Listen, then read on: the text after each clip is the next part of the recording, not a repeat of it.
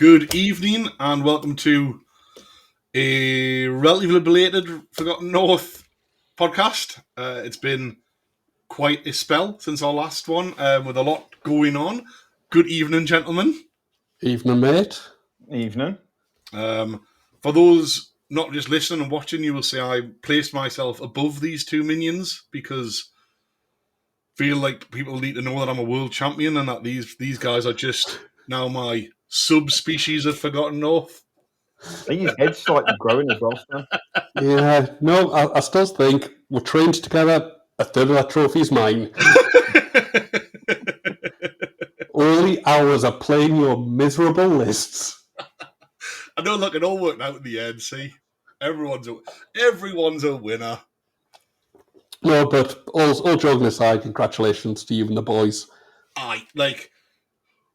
We were just chatting offline, weren't we? That we will do a full WTC review, and we will be trying to get multiple other members of Team England on to talk about the experiences and how that went. And I know there's been a couple of other vids already by sort of Ed talking a little bit about it. I had Tom and Richie on, and I know Richie's putting together like a substantial video that he recorded throughout. So like, I certainly don't want to. I mean, not that we'll take any shine off his anyway, but we'll get some stuff on the near future. But we just want to sort of spend a few minutes to say, like, actually, the WTC was amazing. To be honest, I was just disappointed no one threw Steve off the ferry. That's what we all wanted. We all wanted Steve on the ferry on the way back. Also, he's worse than me for heights and stuff. So he was a bit ropey going up and down the stairs on the ferry as well. It could have been a legitimate accident. How much did he lose in the casino? There's not a casino on the ferry. Is there not? No. I was well G'd up for a round of blackjack on the ferry. You could have just played in the bar. And instead, we just spent an evening having a few drinks and eating and talking Warhammer, like bunch of nerds. God, because where the karaoke was and all that. Oh, there was a karaoke bar. I think they converted what was the casino area into just like live music. Well, no, it was just a blackjack table at the back. Oh, was it? That area. No, well. It wasn't an actual casino, it was just a table. No, it's not there anymore. It's probably a table someone bought on board at the car. So what was pretty cool as well about the ferry was that, so obviously go out on the way out to WTC, there was Dave, Mop, Steve and myself in my car on the ferry. And there was also 5 members of Team Scotland on the ferry as well. Where did you get nice. from? Sorry? Where did you get Mop from? He doesn't live up here, does he? He got the train up from Retford. Well, from right. Doncaster, technically. So, surprised as well, everything fit in the car absolutely fine with no concern. But it was cool out, like, meeting up with 5 people from the Scotland team on the ferry as well. Again, just then talked Warhammer and obviously about how much better England would do than Scotland. Like, that's not hard. That's saying anything. Well, I mean, obviously, but not the Scotland bunch were a great bunch. To be fair, they might win like deep frying contests.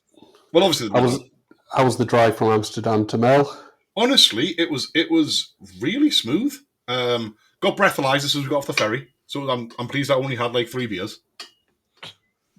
But the drive, were they just waiting? I random breathalyzer test. We then got randomly selected to be checked in our car on the way out. What was cool? We had there was the guy stamping our passports was the same guy on the way back as well, and he remembered us. He said, "Oh my god, how did you get on? Did you win?" It was really cool. But the drive itself from Amsterdam across to Mel was like a little bit. We had a bit of traffic. There'd been an accident. It was about 3.5 hours, 4 hours maybe. With us, we stopped for a little bite to eat and whatnot. Smooth as out. Though once you got out of Amsterdam, it was literally pretty much one road all the way there. Sorry if there's a strange noise in the background. It's my dog lying snoring. And the hotel looked lovely. Oh, it weirdly pulling into it. Like the Vanderbroek brand, like their symbol must be a toucan. So you see it around Germany, and it looks quite old-fashioned American, like motel-y. You're like, oh god, like what is this place? Amazing. Like, the hotel was stunning. The food was lovely. Drinks were lovely. Rooms were amazing, and the fact that it had a sauna. Yeah, what's this rumor about a big gay sauna? Well, the reality is, guys, that neither of you now hold a particularly special place in my heart that is only reserved for the one and only Dave Brewis, who is now my bubble brother. And If only that wasn't a scary thought. there's just nothing you guys can ever do to compete with the fact that Dave and I bubbled. I don't think I We want spent time in a jacuzzi together.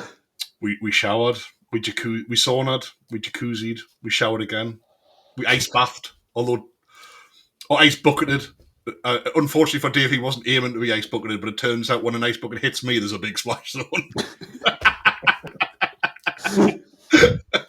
So you had a lovely romantic weekend with Brewers. Essentially, me and Dave had a lovely romantic weekend away whilst playing Warhammer.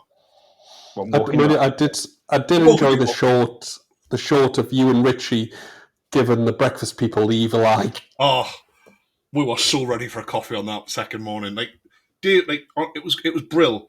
They are incredibly strict that the restaurant does not open until 7 a.m. German efficiency. Oh, it was and the food was like the. This is going to be controversial. The sausage was not that great on the breakfast. Oh, you filled up on Brewers before. Well, it was inevitably going to be a letdown after that. No goblin sausage for you. But it was like it was good. It was a pancake station as well, so I smashed in some pancakes. Rude not to. It's really just a hotel review while we played a little bit of Warhammer. Yeah, so the setup from the WTC. Like, I had to go. The first thing I did on that morning was go find Fred, who is obviously the main. I think he's the chairman of WTC who runs it. Ultimately, certainly he was the non-playing captain of Germany also, but I just wanted to go find him to say what an amazing job. It was like their main conference room, and then they had two off. The main conference room was most of the tables. Then 1 and 2, 2 and 3 were in a slightly smaller room, and then table because there's 8 tables for one round. Top table was in one private room, so you were just a bit more contained, and it was a bit like people couldn't come sort of float around as easily either. Yeah, which was quite nice because it just got really. I want to say really intense, but I don't mean that in a bad way. Like naturally, it was super intense Warhammer, but it was amazing. Like the amazingly ran all weekend throughout the games. There was. All your soft drinks, teas and coffees and everything were totally free as well at the hotel. As part of the tickets were quite expensive, obviously don't get us wrong, but you definitely got your money's worth, in my opinion. I drank posh sparkling water all weekend. It was delightful. So it's set a high standard for the next years. Oh, very. And also, I don't know how I'm now going to do a 2-day Warhammer event without having myself a night one sauna and jacuzzi to freshen the old body up, because I'm not gonna lie. No more Airbnb, Stan. It's only hotels now. I was an achy boy. Right. In November, I'll get a large bucket and a foot pump, and you can go and sit in that. But the other thing, obviously, I've my first international event that I've ever been to, but you hear some kind of horror stories a little bit about how people are playing super gamey Warhammer or looking to have got-yous, and it's not played in a very good ethos or the gameplay way. Yeah. Honestly, I didn't see any of that. Everyone I spoke to and every round I took part in, and when I was just looking around, was played absolutely in the spirit of the game. It was brilliant. People letting mistakes being made. People oh no, redo it, whatever else. Oh shit, I was meant to do this. Yeah, no problem. It didn't be the Uber. No, you're not. That's the wrong the ever so slightly wrong phase in command. You don't do that in friendly games. It was lovely. it really almost embodied the best of Warhammer. Like the best of the community, at least. It was incredible. Well, even some of the lists were fairly friendly lists. I mean, not Team England's, but other people's had some friendly lists. Everybody else took at least one nice list, and then you were like, "Nah, fuck that." Yeah, no, there was definitely a disparity between the top and the bottom. There was. Like, I think that goes into probably the size of the scene in the relative countries, and also the amount of work people had put in. Like, I think, without being funny, I think you could. Some of the difference in why England have won it was the work that's been put in beforehand. Like, especially sort of all the pre-work by Tom, Richie, and Alex in particular. Like, the work on the matrices, the work on the pairings, and then like the hours and hours and hours and hours and hours spent on Discord and Warhol working on lists, playing around with lists. Like, the amount of time we, like, even just the three of us spent battering into a Royal Host list to drill that to be as disgusting as possible. Friendly, Fluffy Toon King, sorry. But how happy the mask slips. The mask slipped, oh no!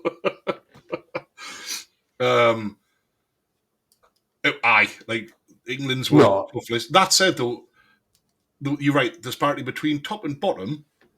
Disparity. Italy, full of amazingly like competitive lists. Lovely people. Like, I mean, they were Italians, so they were lunatics, but like, I love them for that.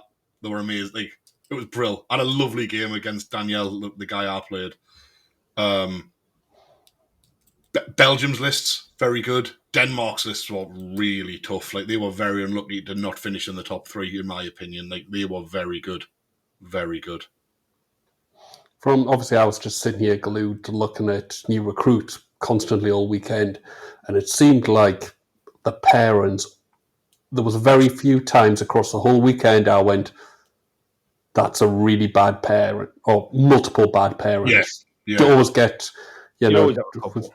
James was pretty much fed to the lines. Like, honestly, hats off to Ramsey. I know somebody has to take the bad matchup, but like, he absolutely threw himself on the sword against Cathay with high elves and got 5 points, I think, pretty much every time. Which he was amazing. 15-5 every time. Honestly, like, you did such an amazing job. He can now also only be referred to as Champ because he actually won it with the Team England 40k team in 2019 as well. God. So, double like, champ, like James Ramsey, legend. But no, it did seem like the parents were probably where it was won. Oh, honestly, we've lost that now. Oh, it's back. Got a dog. Richie and Tom did, and like, I actually think that you're probably right, mate. To be honest, the parents, it was like it's like watching some sort of crazy blend of magic and science happening on the table in front of you. I don't think you would have paid much attention, but I put my predictions up for the round against France. I thought it was going to be very tight, but you just smashed it. Honestly, like, round one against Hungary, like, our lists were clearly much stronger than their lists, and we maximised the round, which I think we had to, especially when you looked at where we then played Italy, defending champions, who then ended up finishing third. France, who I think finished seventh without looking at top half, and they were around that fifth mark all weekend. Denmark, who finished fourth just, and then Belgium, who were finished second last time, and obviously second again this time. Also, throw in there, Team Belgium, as a collective group of individuals, are all effectively too healthy and good looking to also be that good at Warhammer and at painting. It's not cool. Like, I swear to God, like, team of effectively models, the best painted armies at the event. And they had really nice t-shirts, to be fair. They had a lovely kit. And the t-shirts were amazing as well. Effectively, Belgium's. They're the whole package. Yeah, honestly, they did. Where did Scotland finish in the end? I mid-table. I don't know off the top of my head, you know. Army says 13th, but I can't remember. Let us get it up. I can't remember. Because obviously Pash abandoned his country, didn't he? And He just did. like, I think he went that's to play worth bringing. I Filthy think that's Balloons worth down seeing south. live on camera again as well. To be honest, he's just full of treason, isn't he? he's a monster. 14th. 14. 2 wins, 3 losses. Like, you know, considering they had challenges getting the team together, and they didn't get a lot of practice in, that they did themselves. Like, I'd suggest they did themselves proud. And Wales walked away with best sportsman team as well. Did Ollie give everyone a sheep again? You always give people sheep. You got honestly, everyone on the team got a best sportsman trophy, but then like as team captain, Ollie got I think everyone on the team got one. If not, Ollie got a massive best sports team trophy. And like Ollie's quite a slight guy, and the trophy was freaking enormous. Ollie. Like, the size of his like torso was huge. It was awesome. Like the Team Wales is full of some lovely guys. Like all of them actually, like all really good bunch. Team Wales are an absolute blast. Did Brendan kneel to you? Well, I mean, not physically, but I think everybody knows who's the real sort of filth. Whoa. Yeah, well host with an 80% win rate. Up there for Nagash. How many Royal hosts are you going to start seeing creeping around? Our Lord and Saviour. What matters is that for team events, though. To be fair, sorry, mate. They're better for a team event list. I think Royal hosts. Yeah, I mean, I think what we showed actually, like Royal Motrical are Motrical, I still think are fundamentally the strongest way of playing Tomb Kings. As an all-rounder list, yeah. Yes, yeah, for sure. And what they also do, I also think they're probably the best anti-Cathay list in the game. Yeah, by a decent mile, I think. Because like a unit of you Shapley will just pop a balloon at the will. And 20 years Shapley are definitely popping a balloon. Yeah. So the best Cathay is probably going to get is a 10-10 by just hiding. Yeah. Well, then you've got people that are still taking double dragons. Multi-cut will work against them. Yeah. And not much they don't work against. Yeah. Probably mass infantry blocks because they don't do a lot of damage to troops. Aye. Yeah, if it's just a massive, like, for example, I was desperate to get paired into a mortuary cult list all weekend because it's such a good matchup because they're never killing my stuff. Yeah, you'll just res as many as you've lost. And I'll just grind them out. Yeah. By weight of dice. But they are it is definitely the strongest army overall. There was also some really good Grand Armies in there from Tomb Kings, but it felt quite wild being the only Royal Host player, and I think it was from a team point, maybe it's a bit of tech or like meta that no one else had decided to sort of go with or had cottoned onto, maybe. So unless you go that big block, it doesn't work because Royal Host doesn't work. Only works with the blocks. I think a lot of people are probably looking at it pre-match play and the final point limit, and then the minute that got put in, people just assumed Royal Host was dead because you couldn't just put everything in that massive unkillable block. And said you got two unkillable blocks. The weaker block did die in one game. The horror. I know. And Bruce got some good results. Oh, Dave's Null did like really, really well.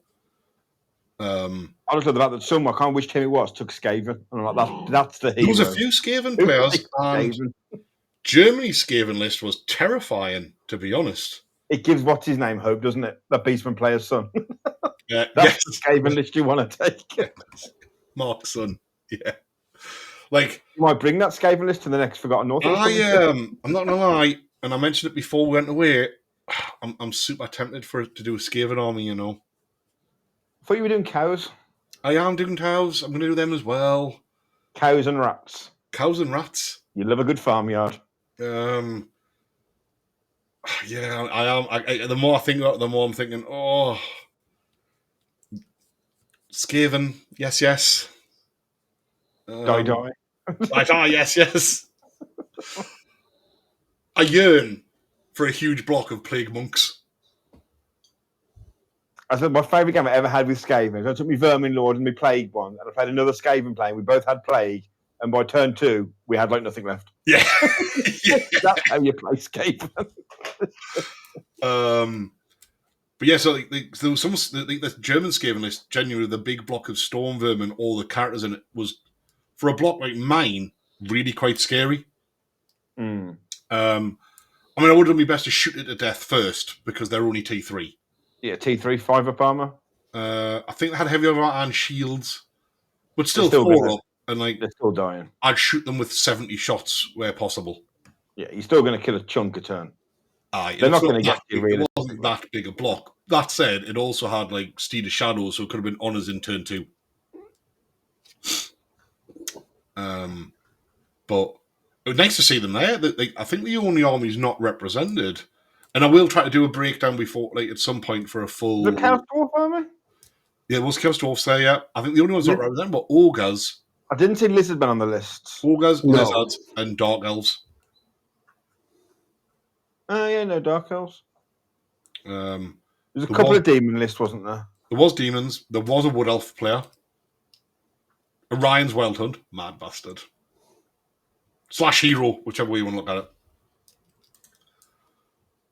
it. Most represented.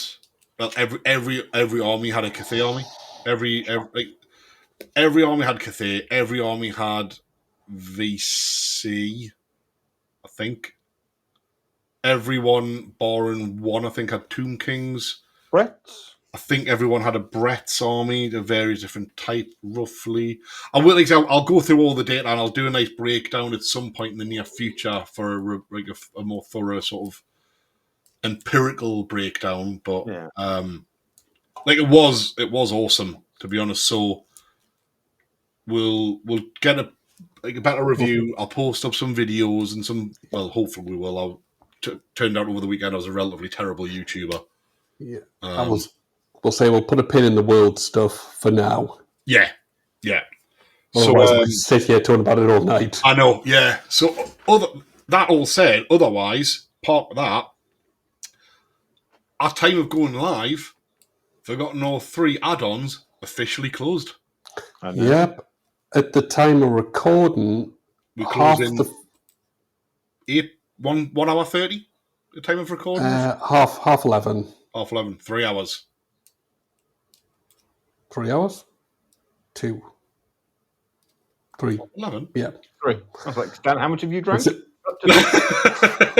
Month end, I can't add up. I've been We've got adding up all numbers, day. guy. We've got serious problems. Non-European time. Yeah. No, but just looking at it now, at the minute we've got 30 people for the Saturday night meal. That's So awesome. half the field. That's brilliant. Plus us 3 and Dave and Richie who are doing the streaming. Yeah, that's fantastic. Yeah. I know it's closed. I would say if you are desperate to join the meal and you're watching this on Saturday morning when it goes live, there's still. If you reach out, we might be able to get you on. Is that right, Stan? If as long as over the weekend. I've got to send her it by Monday. Yeah. So if you're watching this and you have missed out on the meal, please reach out via Facebook or email, and Stan will come back to you. But we do need to confirm on Monday. Yeah. Also, all bearing well, and assuming that I don't make a terrible mess of this video will be live at 8 a.m. on Saturday, the 4th of October.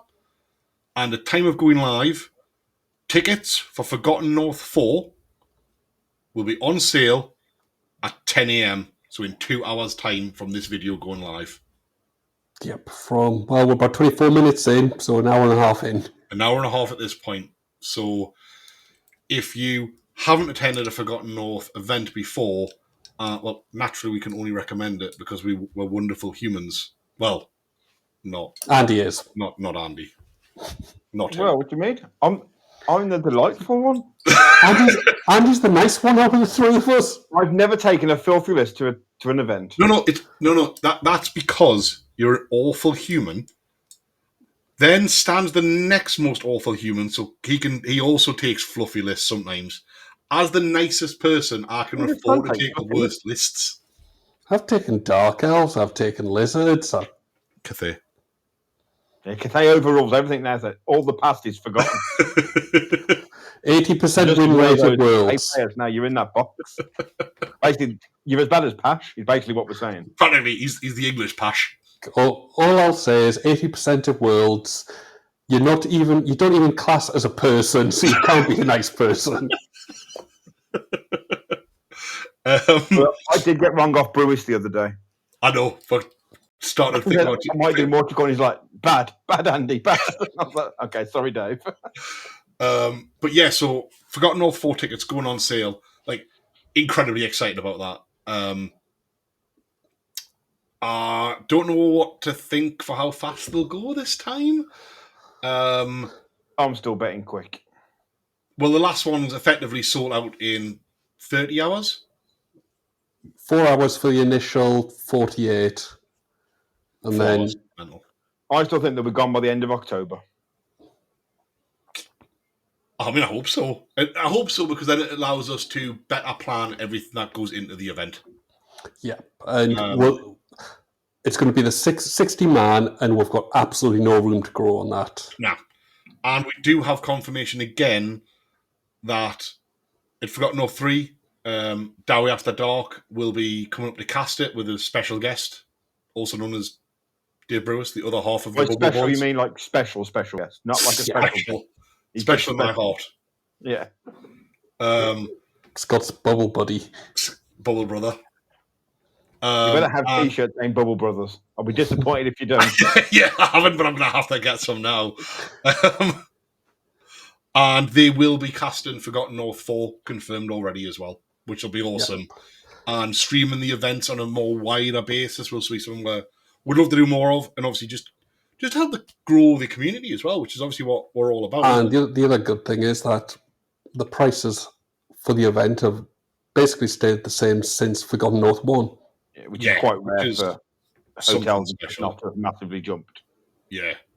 And as we continue to grow, we'll obviously continue to look for some sponsorship, but obviously as sort of a solo enterprise, we can start investing more and more into prizes and making the event even better for all attendees as well, which is ultimately all we're trying to do. Yeah. In full disclosure, obviously all the mats, all the terrain has been bought by ourselves, and we're now at the point where we can start putting back more into the event. Yeah. Stand hammering the prizes. Well, for anyone who is attending Forgotten North 3, we have some the trophies for first, second, and third are amazing. Like, no spoilers yet, but there will be some coming in the future. But they are. Well, it kind of is a spoiler. Is there? You just weren't listening, were you? Yeah, Andy went. Oh, did you? I was absolutely just talking over you like an arsehole. You're just filth over it. It's just fine. I still think last place is the best prize. Last place is absolutely the best prize. A free ticket. I know there's a few people now making lists for fun because they want to get last prize. On the last prize, obviously tickets are going for sale for May before November. So if you buy a ticket for May and you do finish last in November, it's your choice. You can roll over to next November or get a refund. Yeah, totally valid point because that could well happen. We do get most of our people are return bidders. Yeah, which I think is just amazing. Like, I know we say it all the time, but can only say more events we go to, more people want to come to our events. So there is always new people at every event we do. And I still think that for me, the best thing about Forgotten North events is the 360 table access and the side table to put all your crap on. I think for me, it's the fact that when you're there, you never have to leave. Well, we're like Hotel California. Yeah. Just without the music. But thinking about it, we could put that in, couldn't we? Like a band of us. Just have it playing as people arrive. We could have we'll make a new bolt thrower. Like bolt thrower, but even worse. And then really, this kicks off an incredibly busy period for us as well, doesn't it? To a point that we've got our next 12 months are insanely busy. like Forgotten North 3 obviously is rapidly approaching in 6 6 weeks away. How many? Sorry, 6 weeks. Yeah. So, wow. When's list submission? Is it the end of October? End of this month. End of So October. we are now exactly 4 weeks away from list submission deadline. I do kind of think we've left ourselves not a lot of time to check those lists. We'll be fine. Doesn't take long to check 60 lists. I think We banged through it last time. once you've seen one Warriors list, you've seen them all. Cathay just copy and paste, it's fine. I mean, Stan's going to have to check all the Cathay lists because I've got absolutely no idea what anything does and how legal anything is. It's too filthy for me to read. I couldn't do it. My eyes had hurt. No, my eyes, they bleed. Cathay. When I played Stanley, they was like, I'm bringing a friendly list, but it's Cathay. I was like, Stan, it's Cathay. On the note, we will be updating the Forgotten North FAQ. Yeah, that'll be out also this week. It's just going to be an FAQ, not an errata. No, nothing major. Like the pack's the pack. Just a couple of little tweaks that have been cropped up. People have asked questions, so we just want to update that and get it posted out. I think the main ones were how cannons fire was the only additional, the big additional thing that you can't talk, can they shoot like a you stone thrower? can't see. Yep. Auger loaders. Auger loaders. Auger loaders. How What do they about- work? Being like characters to separate. Yeah, Yeah. and rings of jet. Yeah, because we've already got the cannons don't stack and that sort of malarkey, haven't we? Yeah, Yeah, I think we've got the cannons needing to see what they're shooting. I don't In the think pack? I don't think it's actually in the pack. So we'll No, I just think we discussed it, but I in. don't think we put it on. We talked about it after we'd finalised the pack. So I think the last few bits of Tour Rata or the cannons need to be able to see what they're trying to target. Yeah. Clarify auger loaders and limit The rings. auger loaders is a FAQ and the Ringer Jet. So the cannons and Ringer Jet is comp. Yeah. Yeah. But I think we did say we'd keep it open following anything that came out. And the only thing that came out that needs addressed is that Cathay book. It's always Yeah. Cathay, isn't it? It's always It's- Cathay. Well, Like it's that always book's fine. comp, It's just always the Ringer Cathay. Jet. The rest of the book's absolutely fine, to be fair. The Ringer Jet is utter nonsense. Yeah, if it was just not common, it'd be fine. Well, that's the point. You just remove the common point from it, so you can take one. Like, Yeah. It's still amazing. Yeah. But then after Forgotten North 3, we very, very quickly roll around into Masters.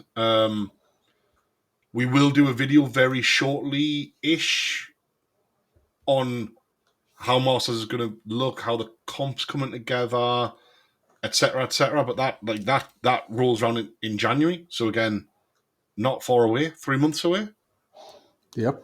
Crazy. Oh, And then from there, it's just a couple of months later, we're going to Forgotten North 4 in May, which obviously tickets go live today on day of release, 10 a.m.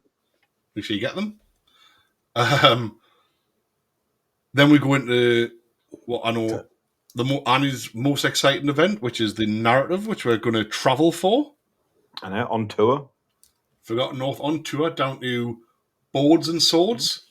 We are allowed out of the Newcastle area. We As a are free allowed stop. out of the Very Newcastle often. area. We're only going there. back We're just to going there to Derby. play darts. Back to The only Derby. reason we're going. We can just go to our favourite little pub in Derby. Yeah. One day we're going to go and it's going to be closed. We'll be like, what do we do? Our evening's ruined. Crap. At least There'll we're be, restaurant. there'll be people that can actually play darts on. Yeah. That'll be upsetting. And then from July, after July, we calm for a little bit, and before we arrive at Forgotten North 5 in November 2026. So a busy several months, that's for sure. And you know what the scary thing is? After Forgotten North 5, we're closing in on the 3 years of this edition. Wow. That is true. Wow. That's wild, isn't it? I mean, I've loved Old World, to be honest. And what I've loved a lot about is the fact it's reinvigorated the community. Yeah. Like there's You just just like it because Tomb Kings are filth. The only reason you like it, don't lie. it's like the good old 6th edition days. I want my mummy unit back. Oh, It will be. It'll be interesting because we did record our predictions for this year video. So in a couple of months, yes. we'll be looking back at that. Yeah. That'll be interesting. Also, we'll have to have our annual review of how far we travelled. Won't be as much this time. This year's been it's been light for Well, me. It will be if What we about the did trip to well. Germany? Yeah, you've done the heavy lifting this year. Yeah. Yeah, you've not been to, you guys have not been to many events this year, actually. We haven't been down No. to Colchester 3-4 times a year like we used to. Yeah. We haven't done Inverness as much as we used to. No, that's true. So 5 of our big trips we haven't really done. That's also a point of the one. There's not been as many. Inverness having done a 2-day, and like it's on reflection, it was far too far to travel for 1 day.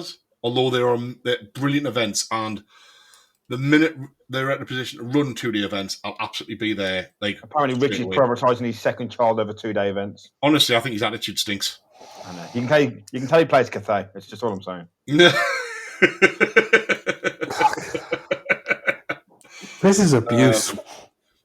It's kind of how Scott felt for years, and it's fine.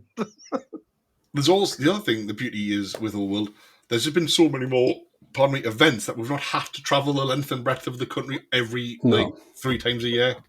I mean, to be fair, with the Old World, you could almost do an event every weekend if you travelled. If you wanted to travel around the country, you almost could. Like, I mean, you look at the volume of events that people who live in the south of the country can attend. They need it to get some points because we all know the hotbed of Warhammer is Northern England. It's not just off south for the weather and climate. Yeah. So come on, you southern people, come up here and show us that I'm lying. I'm not.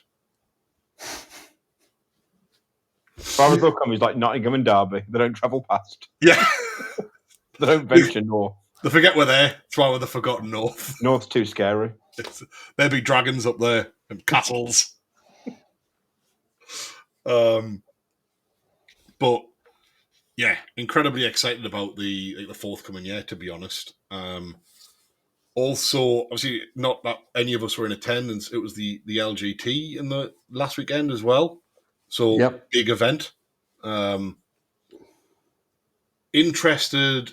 It sounds like it was a very good event. It sounds like Rich ran a really good event for the UKTC bunch down there. Won by Cathay, so clearly a bad person. Congratulations, Malik. But you weren't the baddest person because you weren't Pash.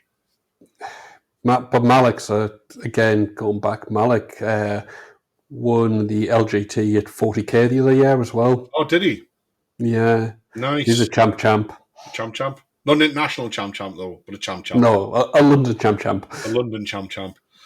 But yeah, big event. A lot of good coverage from it. I know Squarebase have done a breakdown. Like Richard supplied Squarebase with all the stats and whatnot, so they've done a bit of a breakdown on it. So that's interesting. I think the other one that's come out from it is Rich's obviously ran a big event, taken some additional feedback, looked at other stuff, and has updated the UKTC comp to effectively align with our comp in Forgotten North regarding character balloon restrictions and some other stuff, which, like, hats off. And it just supports, I think, comps are starting to align a little bit. And I think that's a really positive thing as well for like the bigger events starting to align a little bit more as well. Yeah, I think a lot of general comp will be similar. You'll always have your little intricacies for each area, but I think generally your comp will be very similar. You don't want them all identical because, it's fun to write different lists. Yeah. It's one of the things I'm looking forward to a lot in the narrative that we'll be doing in July. The fact that it's not... You don't have to worry about comp as much in that regard because it's a much more fun event. Yeah, because the best, strongest list isn't going to win. But you can actually put comps in that are there to legitimately drive fun. So if anyone who is genuinely looking to play a fun event that is all about just showing up for a weekend and playing Warhammer and just having a good time, the narrative event in July will absolutely be for you. A total palate cleanser to cut through. Absolutely. Yeah. Like, if If my you want army to be you need, or you want to be need Beastman so- list, it's the weekend for a fun list. yeah, it's the kind of weekend you bring a Minotaur herd to. Or a Skaven army. It's sort of weekend where it's just going to be a bunch of us all together, chucking dice, having a laugh. And Yeah, hopefully, same as historically, it's the hottest day of the year. well, it normally is No. when we go to Derby. So, I mean, that's why we had to put it in July, because we need to go to Boards and Swords where we can run the risk of death by. And hopefully, Scott won't be sticking to a drain this year. That happened one year, and it was many years ago. It wasn't that many years ago. It was many, many years ago. Actually, today it probably was like 3 or 4 years ago. Thinking about it, Yeah, it would be 4 years ago now. That was ages ago now. It was. 4 years? It might even be 5.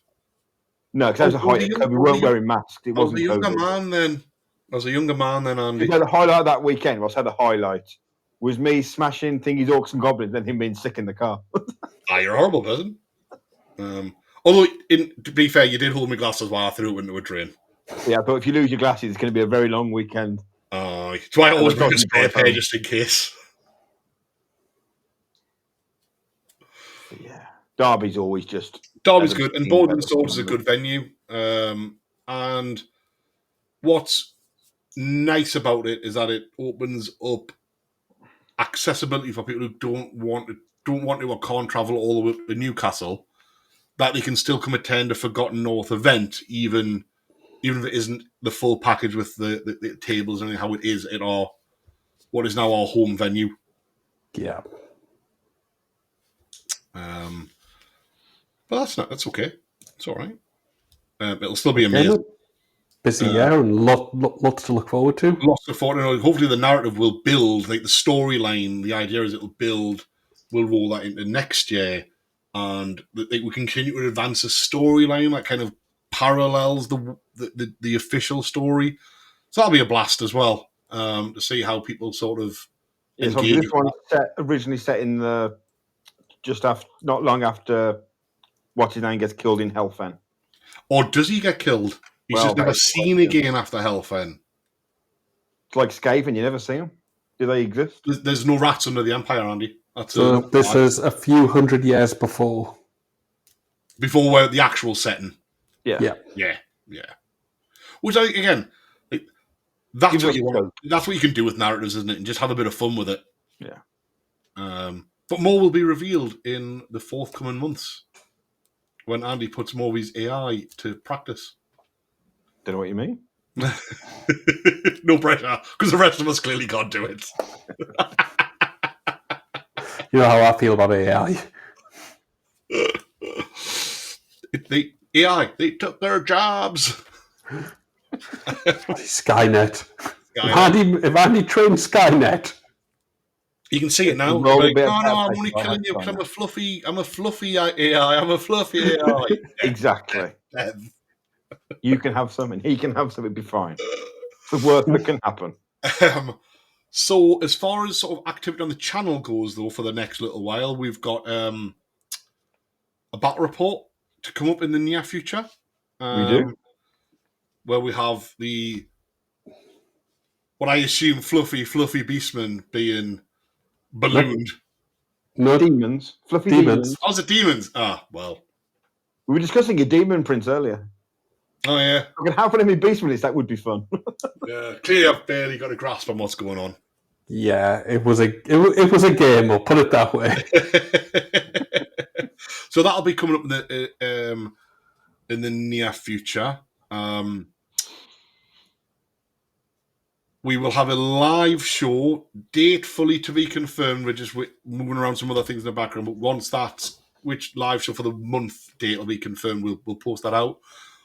Be great to have people join again. I might even attempt to get the comments to work properly so that we can see what. Whoa, calm down, Scott. Steady on. And we're rapidly approaching list submissions, so there'll be a lot of content around that. Yeah. yeah, I mean, it's 4 weeks to the day, isn't it, for list submission? So that'll be very, very exciting. The minute we But get also, what you might see is now Worlds is over, you may see a battle report that doesn't involve Scott's Tomb Kings. Because he can actually play other armies now for a bit. yeah, yeah. Now that Worlds is done, I can play other armies without feeling that I'm not. Although I was going to suggest, as a final goodbye to that list, we'll get a really good Cathay list up against it. Oh yeah, now you're talking. You cheeky little devil, making us play Royal Host again. But as a final, before like, ladies and gentlemen, I don't want to play Royal Host, obviously. We'll get it. We'll do one of the World's missions. Yeah, I will have I didn't get to play Cathay at Worlds either. I'll take like a good Cathay list, and then we can set your army on fire. Whoa! Do you want to borrow some dice, Stan? Yes, I do.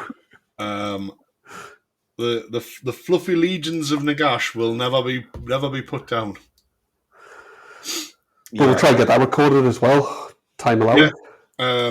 And then we'll have the WTC stuff with the Team England coming out on the channel as well. So lots going on the channel as we build towards our events. So like, watch this space, and if you enjoy this, like, please do like the video. It means a lot to us, but more importantly, it appeases the YouTube algorithm gods.